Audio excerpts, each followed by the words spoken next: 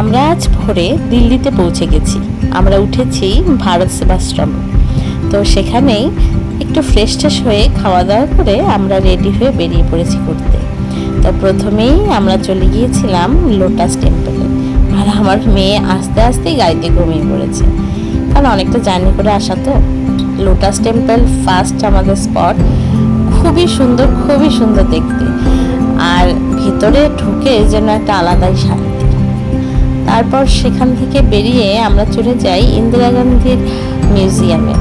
তো সেখানে ইন্দিরা গান্ধীর সমস্ত রকম ফটো থেকে শুরু করে কি সব ইউজ করেছে সব কিছু এখানে ভালো করে রাখা হয়েছে, সেটাই দেখলাম। আর এই রাস্তাটায় ইন্দিরা গান্ধীকে গুলি করে মেরেছিল, সেটাকে ওরা বাধাই করে রেখেছে। আমি তোমাদের জন্য বড় ভিডিও খুব তাড়াতাড়ি নিয়ে চলে আসবো। আজকের জন্য এইটুকুই। Tata, bye bye, take care.